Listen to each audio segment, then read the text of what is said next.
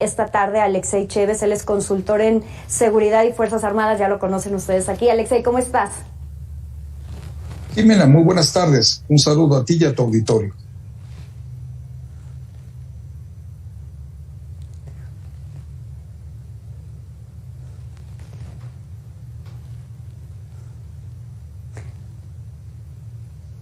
¿Sí me escuchan?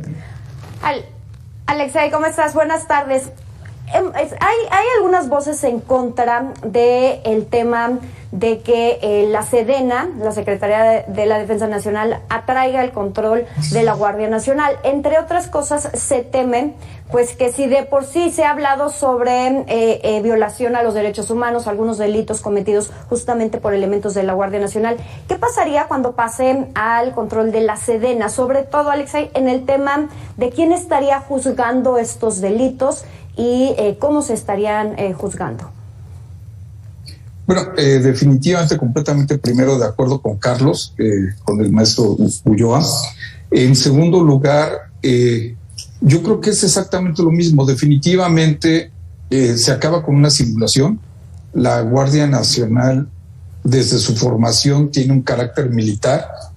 Lo que sí están haciendo el día de hoy es transferir absolutamente todo, y aparte, sirviéndose con la cuchara grande la Sedena, está pidiendo que los elementos que por ley no deberían de hacer funciones de seguridad pública tengan el fuero, estén sujetos al fuero militar, y eso es un absurdo. No, ¿cómo es posible que tengamos militares sujetos a un fuero militar, que es un fuero de guerra, haciendo funciones de seguridad pública, y que ellos no se sujeten a los mismos paralelos que las demás policías o servidores públicos que hay en el país? Y esto, Alexei, ¿no podría incrementar el tema de los abusos, de la violación de los derechos humanos? Lamentablemente hemos conocido casos a lo largo de los últimos años por parte justamente de elementos del ejército, justamente. Bueno, es una larga curva de aprendizaje. Hay que recordar la serie de abusos que se cometían hace algunos años, no muchos, pero hace algunos años, de parte de las policías, y el trabajo que constó el concientizar a los elementos policíacos de lo que eran derechos humanos, de lo que era respetar, de lo que era no torturar, etcétera. Digo, se siguen dando casos, pero en general es una práctica que ya casi está erradicada en las policías de México. Y bueno, pues estos son militares con cero preparación para tratar con civiles. Son militares que están acostumbrados a que se obedezcan las órdenes y acostumbrados a obedecer órdenes.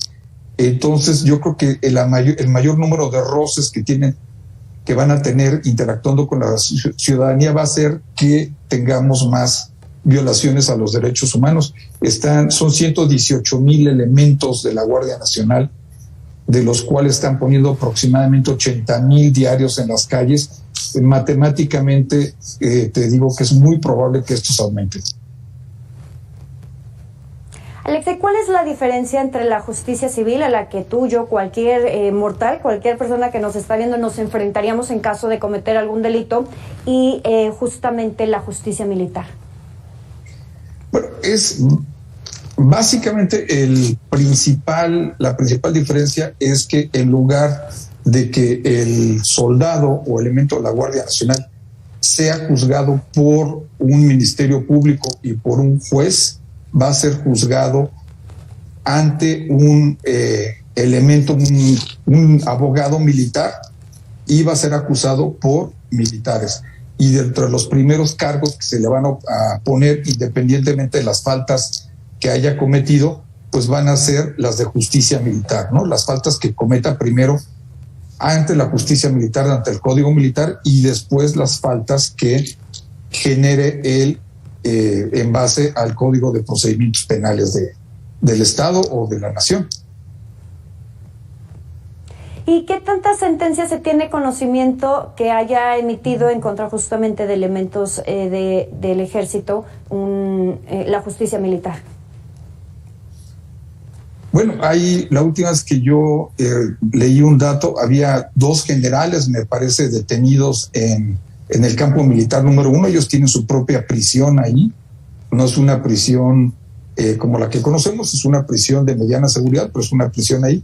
Había 2 generales y había varias gentes. No hay tantos como uno pensaría, porque el soldado tiene una formación muy vertical. Él no hace nada si no se le ordena un superior. Por eso a veces es difícil pensar a la Guardia Nacional militar completamente interactuando con la sociedad, porque todas las decisiones que toman tienen que ser verticales. El soldado no va a hacer un arresto si no se lo autoriza su jefe de pelotón, y el pelotón no lo va a hacer si no se lo autoriza el capitán, y de ahí va subiendo la cosa. Entonces es complicado para ellos el proceder, precisamente por temor a incurrir cualquier falta, que barato le sale en un arresto y ya caro, como tú lo mencionas, pues es enfrentar a la justicia militar y probablemente pues la cárcel.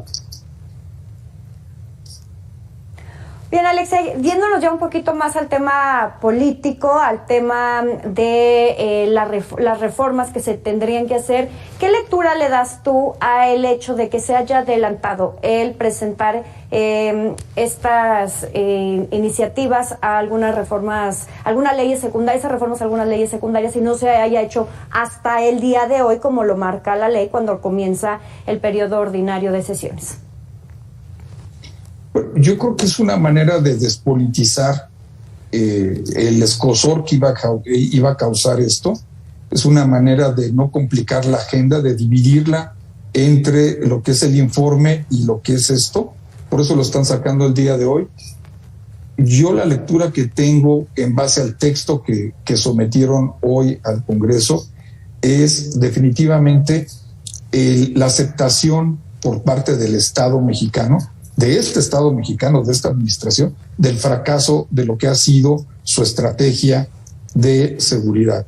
Ellos lo ponen de manera que están culpando a gente de hace 10 o 12 años, cuando realmente han tenido 4 años para formar una policía formidable. Tienen 4 veces más policías en la Guardia Nacional que lo que tenía Policía Federal, y los números de detenciones, ya no hablemos de homicidios, que han sobrepasado absolutamente todas las métricas anteriores. Los números de detenidos, de presentados, etcétera, es infinitamente inferior a lo que hacía la Policía Federal con solo 36,000 elementos. Para mí es una aceptación tácita de un fracaso que ha sucedido en esta administración sobre la impartición de justicia. Alexei, justamente hablando sobre esta estrategia fallida, fracasada en materia de seguridad, y lo que escuchábamos ahorita que comentaba Carlos y que tú coincidías, el que mandan elementos a los estados en conflicto, ¿cambiará en algo, mejorará en algo la situación de seguridad de nuestro país, de tomar el control de la Guardia Nacional, la Sedena, o la estrategia va a seguir siendo la misma y al final el afectado pues es el ciudadano que sigue siendo víctima de la delincuencia? Absolutamente, Jimena, y de acuerdo con Carlos. La estrategia no va a cambiar. El presidente de la República ya lo ha dicho, que él confía en que su estrategia es la que va a funcionar. La estrategia que está implementando Sedena, que lo mencionó Carlos en la participación anterior, es esta. Hay que recordar que las Fuerzas Armadas están entrenadas en un concepto militar, un concepto de control y dominación del territorio.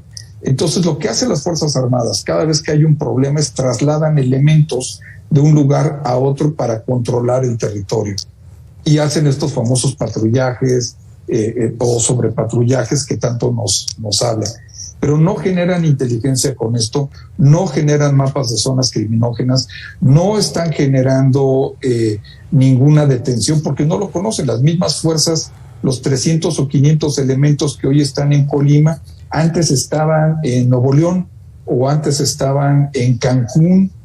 Entonces, definitivamente no hay una forma de que estos nuevos 500 elementos pues conozcan o se empapen de cuál es la realidad, siquiera cuáles son las calles que tienen que transitar cuando llegan y empiezan a trabajar. Y cuando más o menos conocen esto, los mandan a otro lugar que se está incendiando. Es una lógica de ocupación muy militar que dista mucho de una aproximación con el ciudadano. Solo los vemos armados hasta los dientes, porque es parte de su uniforme, patrullando, y no los vemos realmente interactuando con la comunidad. Oye, acá donde yo estoy, hasta dice la gente, pues ya en broma, resignados, dicen, andan turisteando nada más por la ciudad, paseándose por las plazas, porque en realidad, pues no es mucho lo que hagan. Alexei, muchísimas gracias por esta entrevista. Alexei Chévez, consultor en seguridad y Fuerzas Armadas. Jimena, un saludo a ti y a tu auditorio. Muchas gracias, muy buenas tardes. Antes de irnos a un corte, le recuerdo que a las 6 de la tarde, Marta Reyes nos tendrá un análisis especial en torno a el cuarto informe del presidente López Obrador, aquí en Mega Noticias, por supuesto. Vamos al corte y regresamos.